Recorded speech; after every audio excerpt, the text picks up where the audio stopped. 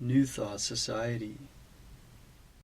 Education is the most powerful weapon which you can use to change the world. Nelson Mandela.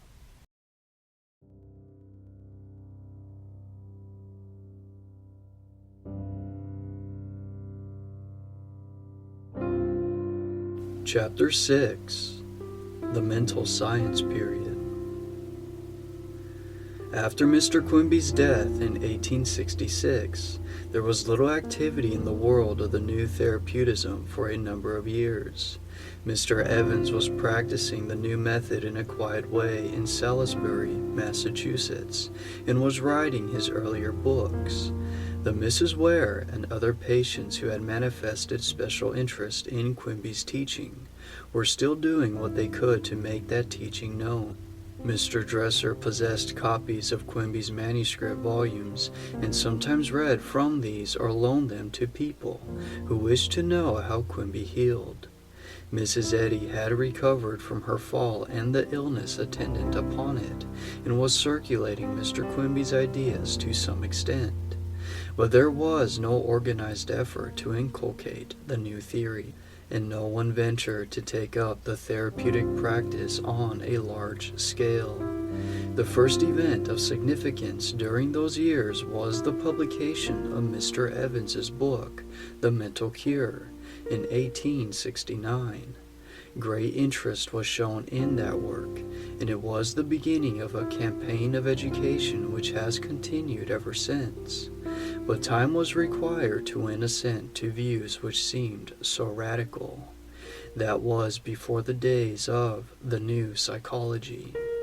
No one had then thought of supporting the teachings it contained by associating them with transcendentalism in the writings of Emerson. The devotees of the new church did not respond to Mr. Evans's effort to apply Swedenborg's doctrines to spiritual healing. What was needed, perhaps, was a more radical and less reasonable statement of the principles underlying the new therapeutism. For the general public is more apt to respond to radical views. Oftentimes the less reasonable view is needed to give sufficient contrast and provoke controversy. This impetus was given after the publication of Mr. Evans's third book, Soul and Body, by the launching of Mrs. Eddy's Radical Propositions in Science and Health, published in 1875. If we are to see any purpose at all in the publication of that book, we may venture to say that it had value in arousing people out of their materialism. The results of the past 40 years apparently justify this statement, for to those of us who have known former Christian scientists as they came one by one out of their radical into more reasonable views, it has been plain that something like Science and Health was needed to set matters in motion. The first reaction was against the revelator and the claims made in behalf of a supposed revelation.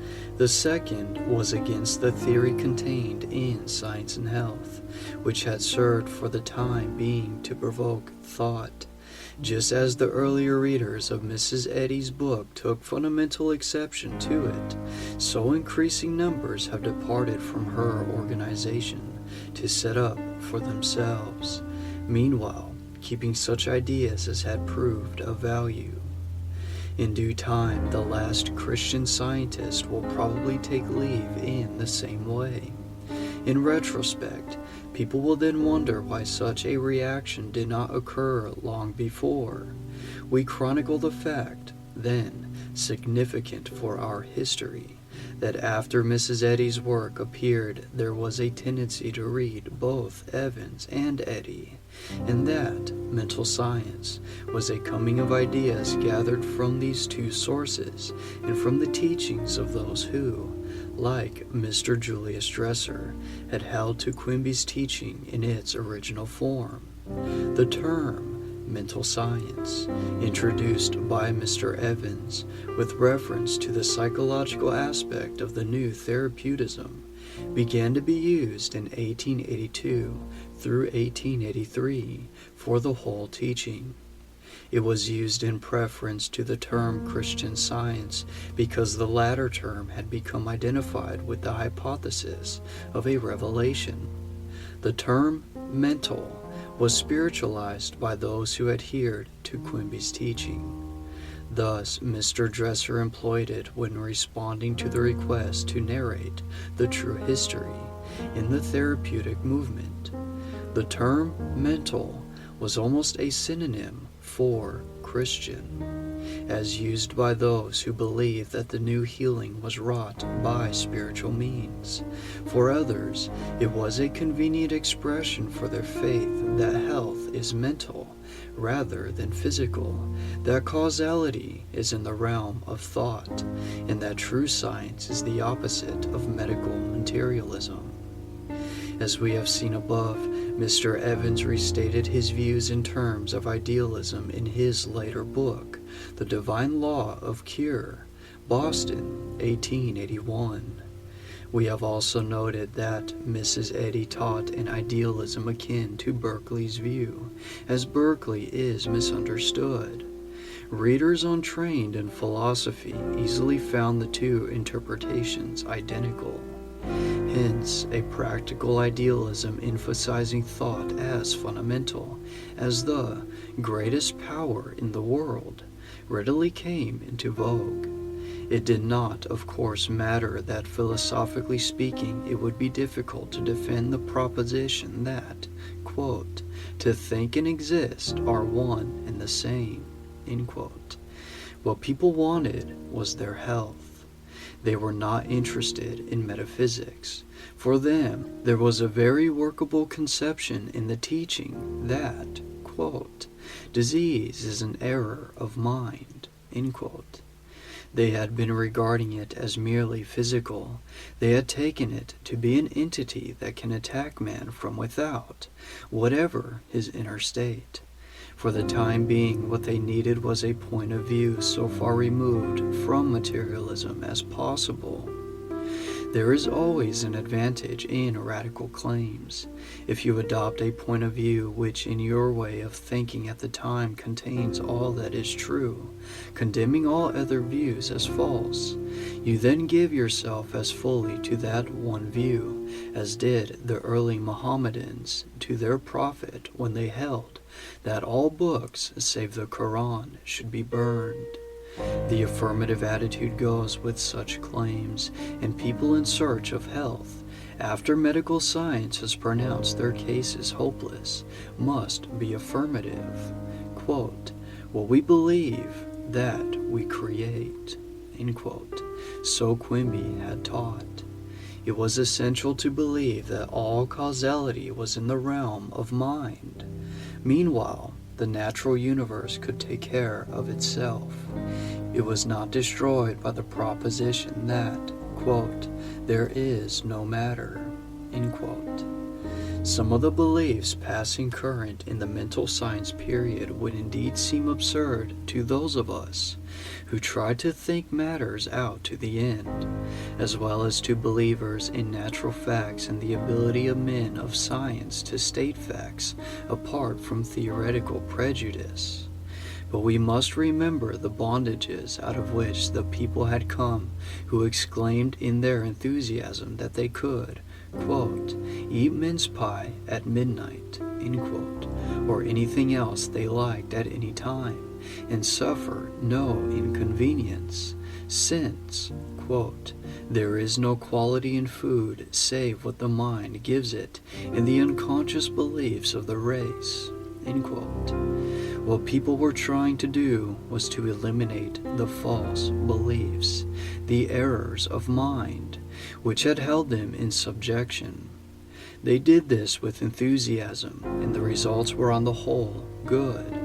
It was natural, having concluded that medicines and drugs have no qualities save those attributable to the suggestions which people have associated with them, that all material things and conditions should be regarded as affecting man according to his belief. The point was that Whether agreeing with Mrs. Eddy in full or not, one should at least go as far as Quimby and Evans went, showing that matter contains, quote, no intelligence or power in itself, end quote. To take this stand was to be prepared to overcome all adversaries. The first groups of people assembled to discuss these matters in Boston in 1882 and 1883 were indebted for their impetus to the sources indicated above. A number of healers and teachers left Mrs. Eddy and branched out independently at the same time. Mr. Evans's teachings were gaining headway in Boston, and Mr. Dresser contributed his share by giving the desired information concerning Quimby and his views. The papers began to take some notice of the new teachings, and the term mind cure was brought into vogue.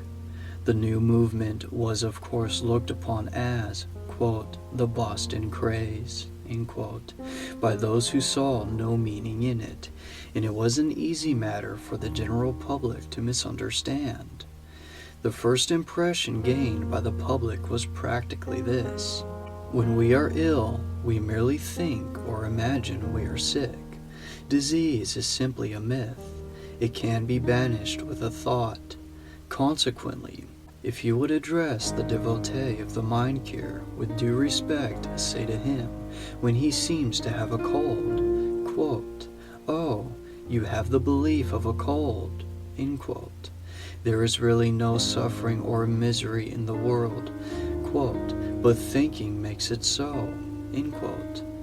But it would be well for the mind curers to make hay while the sun shines, since they cannot expect people to hold such views very long. What the new movement amounted to for the average devotee was first of all a method of healing that had somehow, in a remarkable way, given them back their health. As the healers increased in number, the interest grew, and many patients remained to study with their healers after they had regained their health. Thus, the habit of teaching the principles of the new therapeutism came into vogue, and after taking a course of 10 or 12 class lectures, some of the students started out to heal and then to teach in their own way. As the mental scientists had no authoritative textbook, no leader accepted as a revelator, and no organization maintaining a hold upon its followers, the tendency was for each healer to branch out freely, say nothing about the origin of the ideas in question, but to set them forth as if they had just been acquired. Many of the devotees left the churches to which they belonged as disciples of the old theology, passed through a reaction against that theology, and found their religion in healing the sick. Thus in time, the meeting devoted to an exposition of the new therapeutism took the place of the service in the churches. The silent treatment was akin to prayer or worship on its religious side, and so the silence, as it has since been called, became a part of the meeting. Such meetings used to be held Sunday evenings so as to avoid a conflict of hours in the case of followers who still wished to attend the morning service in the established churches. The Wednesday evening experience meeting early came into vogue. Everybody was invited to take part, and so the meetings became democratic. One of the early leaders in these meetings in Boston, J.W. Winkley, had been a Unitarian minister. Others had contemplated entering the ministry or were teachers. Hence, there were devotees capable of directing the meetings and introducing the element of worship or leading a regular instruction. The name given to the first of these independent societies in Boston, quote, Church of the Divine Unity, end quote, suggests the point of emphasis in such worship. The aim was to throw off the old theology and substitute the idea of the immanence of God in His wisdom and the omnipresent help in times of trouble. To judge by their teachings simply those that the general public misunderstood and treated with ridicule would be wholly to miss the spirit of these early workers in the new field. There were able and earnest men and women among them who put into their work and their teachings the persuasive power of the evangelist, giving to the masses the great truths which the world needed. They one and all owed their recovery to the new method. They one and all found a religion, a rediscovery of Christianity in their service among the sick. For them, the healing of disease was part of the instruction of the whole individual, the beginning of a new life. Moreover, in their teaching and in their public meetings, they had the impetus which comes to those who realize that the truths they have to give are relatively new and eagerly sought for. Consequently, with little previous preparation, oftentimes without notes or any subject chosen in advance, these speakers gave forth what was to them in very truth, quote, the science of life and happiness, end quote, as Quimby had called it. Among these leaders were some who, like Mr. E.M. Ch.6, later active in the Metaphysical Club of Boston, took their clue from Mr. Evans's books and began to trace out the ideas in the philosophies of the past which resembled mental science. Thus, after a time, the term metaphysics came into vogue to indicate that the fundamental principles of the new movement were akin to the great idealisms of the past. In his Facts and Fictions of Mental Healing, Boston, 1887, Mr. Charles M. Burroughs, formerly a teacher and well acquainted with the history of thought, looked back to ancient India to find forerunners of the new ideas. Mr. Burroughs also pointed out that the same idealistic wisdom was contained in the writings of Emerson, howbeit none of the therapeutic leaders had until then noted the resemblance. This was the beginning of interest in Emerson on the part of those who later became known as New Thought leaders. At this time, also, people began to notice resemblances between mental science and theosophy. Miss M.J. Barnett, author of Practical Metaphysics, Boston, 1889, and other volumes, was the first writer to take the lead in what became a well-known branch of the mental healing movement, the tendency to interpret mental healing on a theosophical basis. Mr. Colville, author of The Spiritual Science of Health and Healing, 1889, and several other volumes, was among the first to set forth the therapeutic teachings in a manner typical of believers in mediumship or spiritism. It is a question whether the mental healing movement has gained by the tendency to connect it with so many teachings more or less akin. But however that may be, we simply note the fact that, beginning in 1887, writers on the subject of mental healing tended to look afield. Hence, the books from that time on became very diverse. Only those readers undertook to compass them all or compare their teachings, who were concerned to follow the movement in all its branches. The first mental science magazine established in Boston, the Mental Healing Monthly, was edited by the same group of leaders who organized the Church of the Divine Unity. The same leaders also organized the first mental science convention.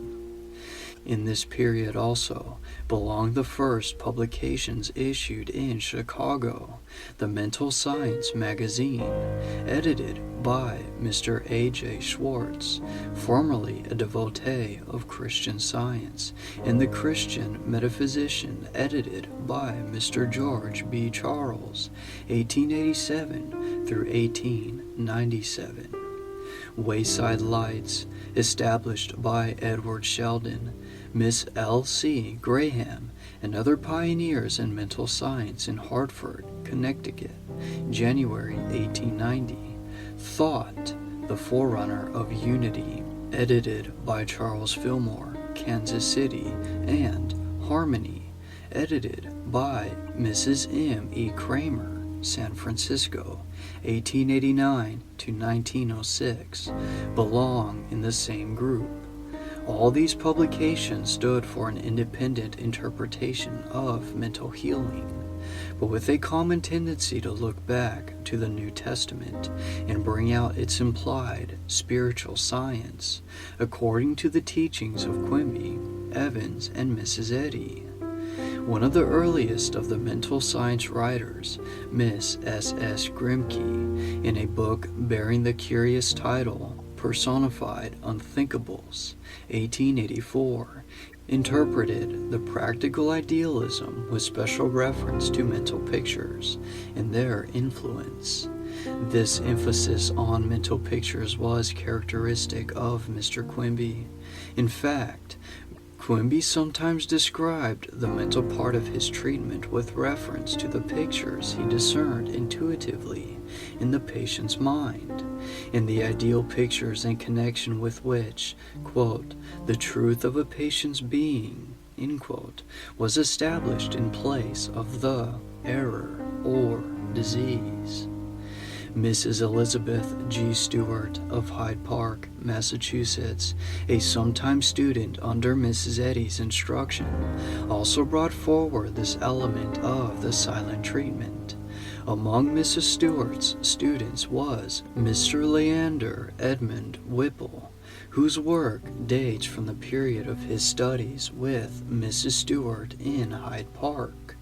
Mr. Whipple employed the term mental science when he began his work as a mental healer in Hartford, Connecticut, December 1885. The interest aroused by his highly successful work in Hartford led to the pioneer activities in mental healing there. Later, Mr. Whipple moved to New York, where he was also one of the pioneers, established the Metaphysical Magazine, 1895, a large-sized periodical, the first of its class devoted to mental healing, organized the American School of Metaphysics, and issued several volumes on the general subject, notably The Philosophy of Mental Healing, a standard work of its type, and The Manual of Mental Science. Mr. Whipple, who did not affiliate with the other therapeutists and teachers in New York, has been referred to as, quote, the head of the metaphysical movement in his country, end quote. But he was one of the pioneer leaders only and for 30 years, until his death, May 25th, 1960, a distinctive teacher and healer. The term metaphysical movement was also used in Boston by the organizers of the Metaphysical Club. Mrs. Stewart held the first class in Hartford, Connecticut, in May 1885. Another class was formed in April 1888. Among her students were Miss L.C. Graham, long a successful healer and teacher, and Miss Esther Henry, also a leading teacher and healer, connected in recent years with the New Thought Federation. Mrs. Stewart's followers in Massachusetts and New York, quote, believing that earnest cooperation of workers facilitated progress in any great work, had organized in each state under the name Light, Love, Truth. The Hartford group adopted the same name, the ideal being that the work should not be aggressive, but that each one should go forth quietly, holding the torch of truth firmly and fearlessly. The symbol adopted was the equilateral triangle, as representing the fundamental trinity of life. Interpreted in this way, Life cannot be manifested apart from love and truth. Love cannot be separated from life and truth. Without truth, there can be neither life nor love." End quote. Miss Esther Henry was elected president, Mrs. Mary M.C. Keeney, vice president, and Miss Mary N. Davis, secretary and treasurer. In 1889, it was voted to admit mental scientists other than the immediate followers of Mrs. Stewart, and a special invitation was sent to Miss Minnie S. Davis and her students to join the society. Miss Davis was the pioneer in establishing mental science in Springfield, Massachusetts. Another leader whose work began in Hartford during the mental science period was Mr. C. B. Patterson, who adopted mental science in 1887, established a society known as the Alliance, and later in New York took this name for his publishing business. But Mr. Patterson's work belongs rather with the New Thought period, as his books and magazine, Mind, were not published until the later years.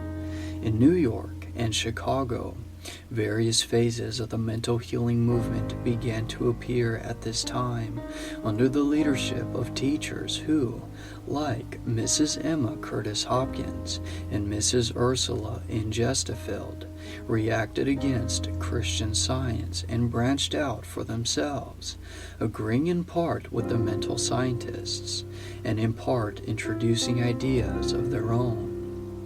Mrs. Gestefeld adopted the term science of being instead of metaphysics. Mrs. Gestefeld was for many years one of the leading representatives of this type of mental healing theory. Like the divine scientists and the followers of Mrs. Hopkins, Mrs. Gestefeld's students assimilated in their own way the spiritual science of the scriptures. Devotees of the mental picture theory were inclined to place more stress on the psychological elements of mental healing. Mr. Whipple's terminology, for example, centered about the idea of a, quote, specific image treatment, end quote. According to this terminology, the blotting out of mental pictures pertaining to the disease and the substitution of ideal pictures in their stead is the essence of the whole mental healing process. All devotees of the New Thought would recognize a truth in this way by stating the matter, but would be inclined to dwell on other elements of the process also, such as the elimination of fear and other disturbing mental states, which might be more central or influential than the mere pictures associated with these states. The term metaphysical healing, as employed by Mr. Whipple, does not signify anything different so far as the underlying principles are concerned. Many disciples of mental science use this term as synonymous with mental science and applied idealism. Mrs. Eddy also employed the term metaphysical as the name of her school in Boston. The term metaphysics, as thus employed, need not be understood in the philosophical sense as a complete system of first principles. It means a practical idealism emphasizing mental or spiritual causality in contrast with the prevalent materialism, or the assumption that matter possesses independent life and intelligence. Thus, the term Christian metaphysics is practically the same as the terms used by Quimby to indicate that there is a spiritual science in the New Testament. I have elsewhere given a brief account of the work and teaching of Mr. Julius A. Dresser, 1838 through 1893, whose public activities as healer and teacher began in Boston, October 1882. The articles contained in the Mental Healing Monthly of 1887 through 1888, and the address delivered in the Church of the Divine Unity, 1887, may be regarded as typical of the line of thought developed directly out of Quimby's teaching. The first emphasis was on what Mr. Dresser called, quote, the omnipresent wisdom, end quote, in accordance with Quimby's view that the therapeutic efficiency was attributable to the divine immanence. Mental science was for him the psychological theory by which the mental part of the process of cure was made explicit. Mr. Dresser used to introduce idealistic interpretations of the universe into his class lectures in order to give his hearers the inner point of view. But, following Quimby, he did not deny the existence of the natural universe. For him, the teaching he had acquired from Quimby was a religion. It was this religious spirit which impressed his students more than anything else in his teaching. Mr. Dresser read excerpts from Quimby's manuscripts in his classes and heartily endorsed Mr. Evans's early books as expressions of the spiritual teachings of those manuscripts. The work established by Mr. Dresser belongs under the head of mental science, as thus understood, rather than under the name New Thought. In a paper entitled, quote, The Science of Life, end quote, Mrs. J.A. Dresser has given first-hand impressions of Quimby's teachings. Mrs. Dresser's experience as a healer led to the view which I have expressed in my own language in a chapter entitled, quote, The Meaning of Suffering, end quote, in The Power of Silence, 1895, a book which, with Health and the Inner Life, may be taken as representative of the type of mental science developing out of the teachings acquired from Mr. Quimby. This interpretation of suffering marked a departure to some extent from Quimby's view of disease, since there would appear to be no compensation if disease be merely an error of mind. It means that behind our suffering there is the immanent divine life seeking recognition and cooperation. It means misunderstanding on our part of the profounder relationships of our existence. Instead of simply trying to banish our haunting mental pictures, or to substitute one set of suggestions or associations for another, we need to know our inner life to the foundation, transferring the center of our mental activity from our discomfort, largely misunderstood, to the divine life, seeking to lift us into freedom. The result of this profounder interest, if we see its true significance, would be an essentially spiritual view of life in contrast with one that centers about the power of thought. But mental science, as Evans used the term in his first book, was intended to be spiritual. In the more comprehensive terminology of that book, one can scarcely understand the human mind without learning that interiorly the mind is open to the divine life by influx.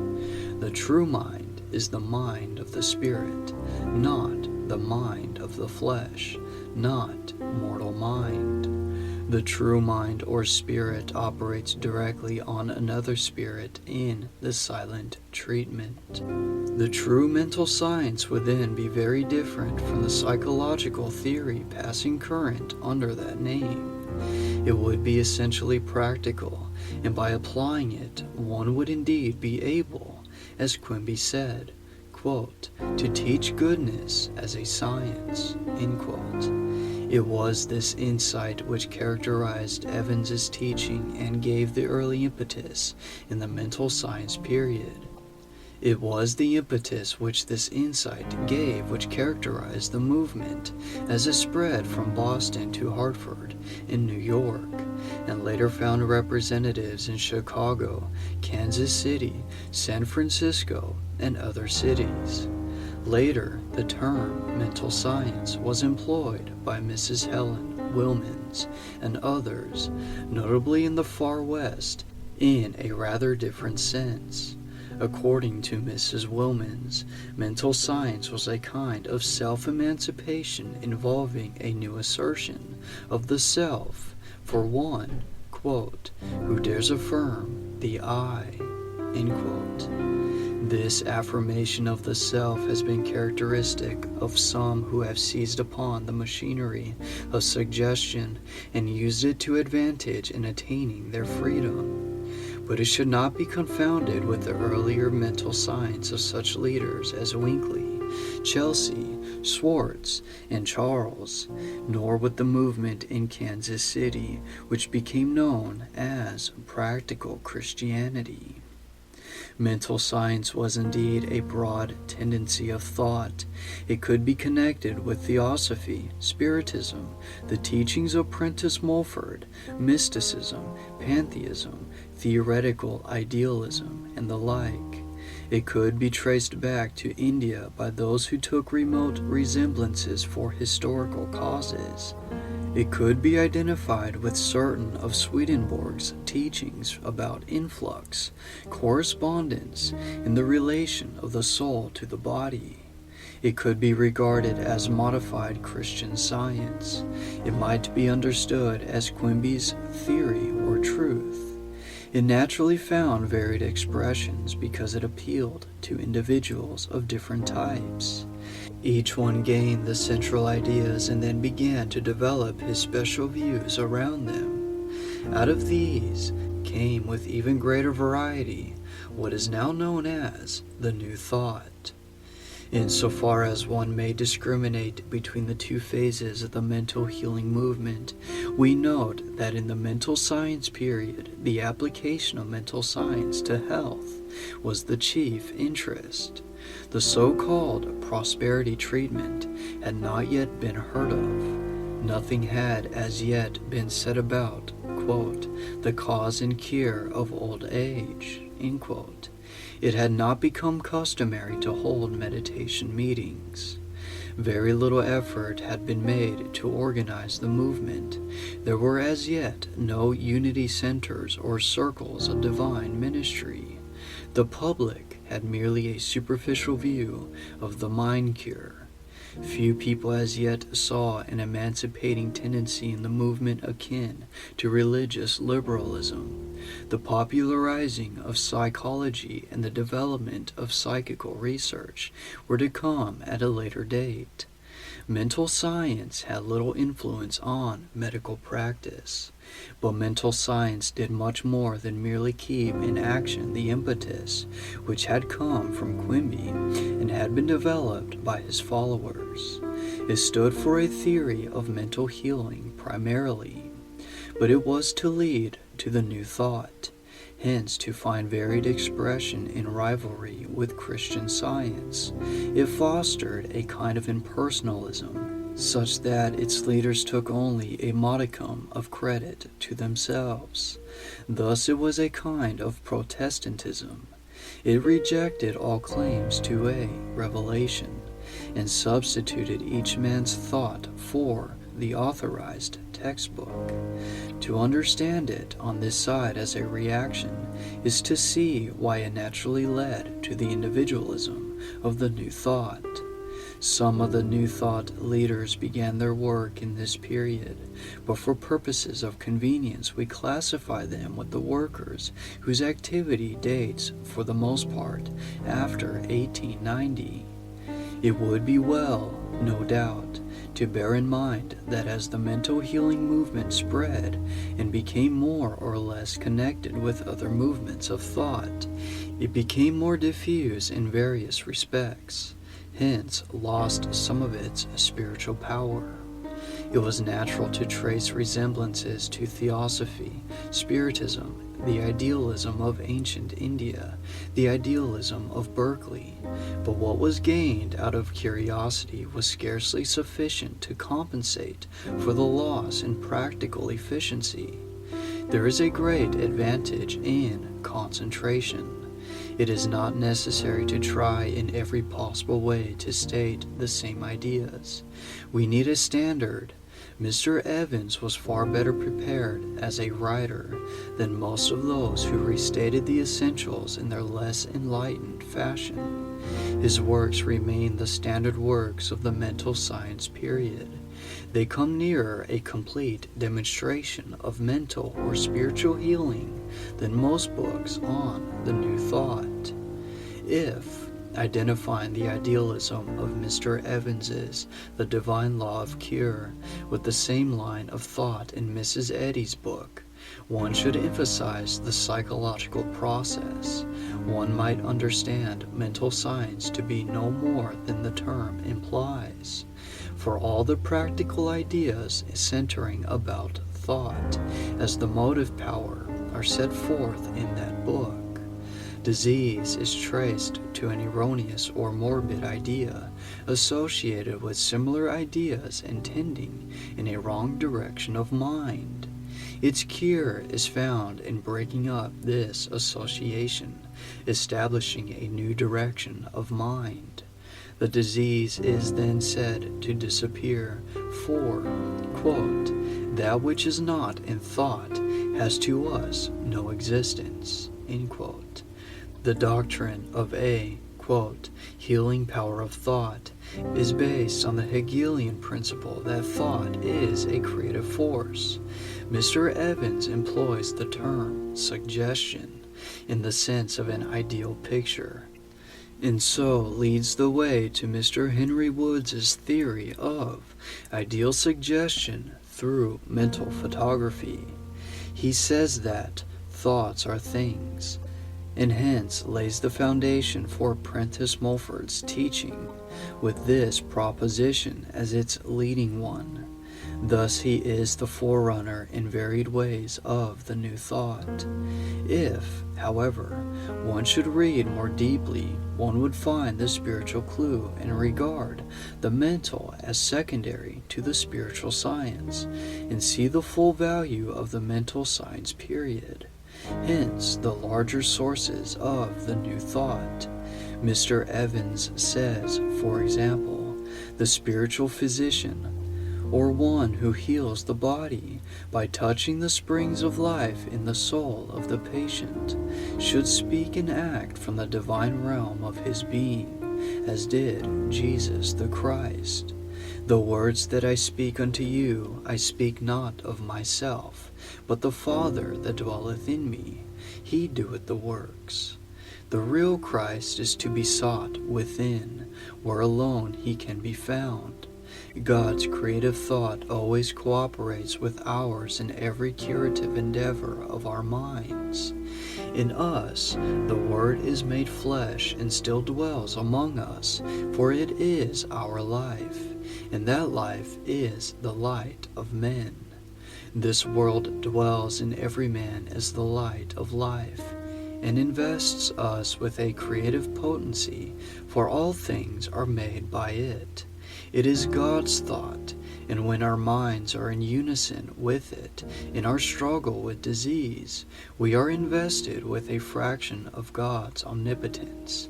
If in the effort to cure disease I can find how God is doing it and conform my healing endeavor to the divine method, I come into line with Him.